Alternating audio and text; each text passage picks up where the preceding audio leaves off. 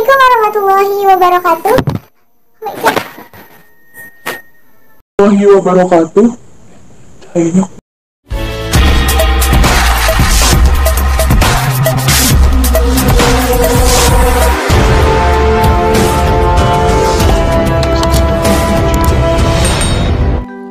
Assalamualaikum warahmatullahi wabarakatuh. Halo semuanya, di sini saya Desti Fitriani Supendi dengan NIM 11820600024 Pendidikan Biologi 5A akan menjelaskan tentang glikolisis, yakni salah satu tugas dari mata kuliah biokimia yang diampu oleh Ibu Sri Hartati SPD MPD dan Ibu Eva Paujiah MSI. Jangan lupa buat nonton sampai habis. Kawan-kawan, ketemu lagi sama Desni nih. Sebelum kita menjelaskan apa yang telah kita jelaskan dari awal sesuai judul yaitu glikolisis, di sini saya akan menjelaskan terlebih dahulu tentang metabolismenya nih. Nah, sebelumnya metabolisme ini apa sih kawan-kawan? Nah, metabolisme adalah suatu proses kecepatan tubuh dalam mencerna, menyerap, dan mengasimilasi semua apa yang kita makan, semua apa yang kita minum, dan akan dirubahnya menjadi sebuah energi. Nah, adapun metabolisme itu terbagi menjadi dua, yaitu yang pertama katabolisme, yang kedua anabolisme. Nah, katabolisme ini apa sih kawan-kawan? Nah, katabolisme adalah suatu proses penguraian dari zat yang sangat kompleks menjadi zat yang sederhana. Sedangkan anabolisme ini kebalikannya. Anabolisme adalah suatu penyusunan zat-zat sederhana menjadi suatu zat kompleks. Adapun katabolisme ini terbagi menjadi dua, yaitu respirasi aerob dan respirasi anaerob. Respirasi aerob ini membutuhkan oksigen dan anaerob ini tidak membutuhkan oksigen. Nah, adapun respirasi aerob ini memiliki beberapa tahapan, yaitu yang pertama glikolisis, kemudian yang kedua dekarbosilasi oksidatif, kemudian yang ketiga adalah siklus Krebs, dan yang terakhir yaitu transport elektron. Dan yang kedua yaitu respirasi anaerob. Nah, respirasi anaerob ini yaitu suatu proses yang tidak membutuhkan oksigen. Nah, dalam proses ini terjadi dua tahapan, yaitu yang pertama glikolisis dan yang terakhir yaitu fermentasi. Jadi hanya ada dua tahapan. Nah, setelah Desni jelaskan dari mulai pengertian metabolisme, kemudian perbedaannya, kemudian dari pembagiannya, dari anabolisme, katabolisme, tahapan-tahapannya. Sekarang kita masuk ke pembahasan pokok utama, yaitu tentang glikolisis. Nah, glikolisis yaitu suatu tahapan dari proses respirasi aerob yang tadi sudah Desni jelaskan tahapan-tahapannya. Nah, glikolisis ini yaitu suatu proses oksidasi glukosa menjadi dua asam piruvat. Glikolisis ini memiliki beberapa tahapan dan beberapa reaksi. Untuk tahapan yang pertama, yaitu memiliki 5 reaksi saja. Nah, untuk proses pertama atau reaksi pertama, yaitu fosforilasi glukosa menjadi glukosa 6-fosfat. Nah, sebelum kita bahas lebih lanjut, glukosa ini adalah suatu gula yang memiliki 6 atom karbon. Nah, 6 atom karbon ini menurut beberapa referensi ataupun beberapa sumber ada yang menyebutkan atau mengibaratkan 6 atom karbon ini dengan 6 bulatan-bulatan. 6 bulatan-bulatan ini sebagai ciri khas atau ciri khas namanya yaitu dari atom karbon 1, atom karbon 2, 3 sampai 6. Nah, kita lihat untuk struktur molekulnya nih. Untuk struktur molekulnya bisa kita lihat seperti cincin. Kenapa seperti cincin? Karena memiliki 1 atom oksigen dan 5 atom karbon. Untuk posisi oksigen dan karbon-karbonnya seperti kita lihat gambar di samping. Nah, untuk oksigennya di sebelah situ, kemudian ke bawahnya ada atom karbon 1 dan atom karbon 2, atom karbon 3, atom karbon 4, atom karbon 5, sampai atom karbon 6. Nah, kenapa atom karbon 6 di sebelah situ? Karena atom karbon 6 ini berkaitan atau berikatan dengan atom karbon kelima. Nah, kenapa sih kita perlu tahu struktur molekul dari proses ini? Karena hal ini sangat berkaitan dengan tata nama atau penamaan suatu struktur senyawa dalam sebuah kimia. Jadi kita tahu nih namanya itu ini karena kita mengetahui strukturnya.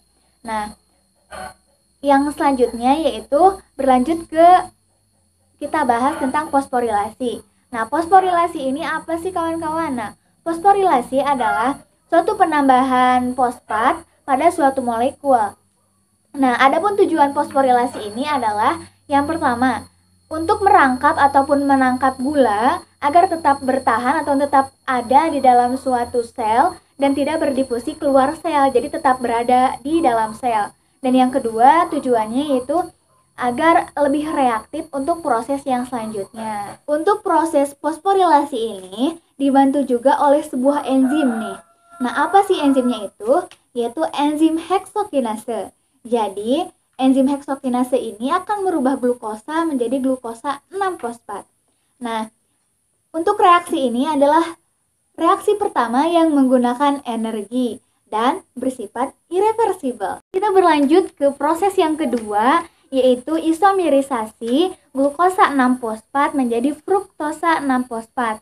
Apa sih isomerisasi itu? Isomerisasi berasal dari kata isomer, yaitu yang berarti senyawa kimia yang memiliki rumus kimia yang sama akan tetapi rumus strukturnya berbeda.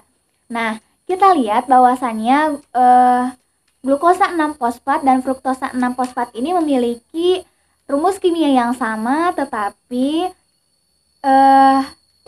strukturnya itu berbeda. Struktur kimianya itu berbeda. Karena pada glukosa 6-fosfat ini memiliki satu atom dan 6 atom karbon. Dan untuk pada proses ini menjadi 1 atom oksigen dan 4 atom karbon. Nah, pada proses ini dikatalisasi oleh enzim bernama yaitu fosfoglycoisomerase. Pada reaksi ini ikatan kovalennya disusun ulang loh. Dan untuk reaksi ini bersifat reversibel. Nah, untuk proses ataupun tahapan yang ketiga yaitu pengubahan fruktosa 6-fosfat menjadi fruktosa 1,6 bifosfat. Pada proses ini pun sama dinamakan dengan reaksi fosforilasi. Karena kenapa? Karena pada reaksi ini yaitu proses penambahan fosfat yang diambil dari ATP. Nah, fosfat ini nanti akan ditransfer ke fruktosa 1,6 bifosfat yang nantinya akan diikatkan ataupun terkait dengan atom karbon ke-1 dan atom karbon ke-6. Makanya disebut dengan fruktosa 1,6 bifosfat. Nah, pada reaksi ini menggunakan ataupun dikatalisasi oleh enzim fosfofruktokinase yang berarti enzim ketiga yang digunakan dalam proses glikolisis ini. Nah, dengan penambahan fosfat-fosfat di dua ujung yang berlawanan dari gula ini, maka dikatakan fruktosa 1,6 bifosfat ini siap untuk dilanjutkan ke proses yang selanjutnya ataupun ke reaksi yang selanjutnya yaitu pada tahapan keempat. Nah, untuk proses yang keempat ataupun reaksi yang keempat ini yaitu disebut dengan reaksi lisis. Kenapa disebut reaksi lisis? Yaitu artinya pemecahan. Karena pada proses ini fruktosa 1,6 bifosfat mengalami pemecahan menjadi molekul-molekul yang lebih kecil, yaitu DHAP dan PGAL. DHAP adalah dihidroksiaseton fosfat dan PGAL adalah fosfogliseraldehid. Pada proses ini dikatalisasi oleh enzim yang bernama aldolase. Untuk proses yang kelima yaitu karena DHAP tidak bisa melanjutkan untuk proses yang selanjutnya, maka pada proses kelima ini ataupun reaksi kelima ini DHAP akan dirubah menjadi PGAL agar bisa melanjutkan ke proses yang selanjutnya. Jadi yang dihasilkannya itu PGAL-nya menjadi 2. Tahapan keenam dalam reaksi ini yaitu fosforilasi GAP oksidatif menjadi 1,3 bifosfogliserat. Untuk langkah yang keenam yaitu fosforilasi gliseraldehida oksidatif menjadi 1,3 bifosfogliserat. Enzim pada langkah ini hidrosfosfat dehidrogenase memiliki 2 fungsi. Itu yang pertama, Enzimnya mentransfer hidrogen dari gliseraldehida fosfat ke zat pengoksidasi nikotinamid adenin dinukleotida ataupun NAD+, untuk membentuk NADH. Nah, selanjutnya, triose fosfat dehidrogenasi menambahkan fosfat dan sitosol ke fosfat gliseraldehida teroksidasi untuk membentuk 1,3 bifosfogliserat. Untuk reaksi yang ketujuh ataupun tahapan yang ketujuh yaitu konversi dari 1,3 bifosfogliserat menjadi 3 fosfogliserat. Untuk langkah ketujuh yaitu konversi dari 1,3 bifosfogliserat ke 3 fosfogliserat. Enzim fosfoglykerokinase mentransfer fosfat dari 1,3 bifosfogliserat ke molekul ADP untuk membentuk ATP. Ini terjadi untuk setiap molekul 1,3 bifosfogliserat. Proses ini menghasilkan 2 molekul 3 fosfogliserat dan 2 molekul ATP. Untuk tahapan yang ke-8 yaitu konversi dari 3 fosfogliserat menjadi 2 fosfogliserat. Yang selanjutnya langkah ke-8 yaitu konversi dari 3 fosfogliserat ke 2 fosfogliserat. Enzim fosfogliserumutase memindahkan fosfat dari 3 fosfogliserat dari karbon ketiga ke karbon kedua untuk membentuk 2 fosfogliserat. 3 fosfat gliserat diisomerisasi menjadi 2 fosfat gliserat dengan menggeser gugus fosfat dari atom karbon kedua. Enzimnya adalah fosfoglukomutase. Ini adalah reaksi yang bersifat reversibel. Untuk tahapan yang ke-9 ataupun reaksi yang ke-9 yaitu dehidrasi 2 Fosfogliserat menjadi fosfoenol. Nah, dalam reaksi ini yaitu 2 fosfogliserat dikonversi menjadi fosfoenol pirufat menggunakan enzim Enolase. Kemudian, satu molekul air akan dihilangkan dan ikatan fosfat bersinergi tinggi diproduksi dan reaksi ini bersifat reversibel.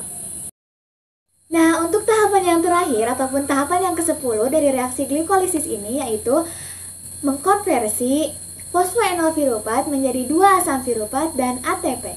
Pada reaksi ini akan dihasilkan 2 asam pirufat dan 2 ATP ataupun 2 molekul ATP yang dihasilkan dan dibantu ataupun dikatalisasi oleh enzim pirufat kinase. Nah, untuk hasilnya dari semua reaksi ataupun semua tahapan yang telah dilewati adalah sebagai berikut. Yaitu 2 ATP, 2 NADH, dan 2 asam pirufat. Terima kasih kepada kalian semua yang telah menonton video saya. Mohon maaf bila ada salah-salah kata ataupun salah penyampaian karena sama-sama masih belajar. Dan jangan lupa ya, ketika selesai menonton jangan lupa untuk like, comment, and subscribe dan dukung terus channel Desni. Thank you for watching. Wassalamualaikum warahmatullahi wabarakatuh. See you, goodbye.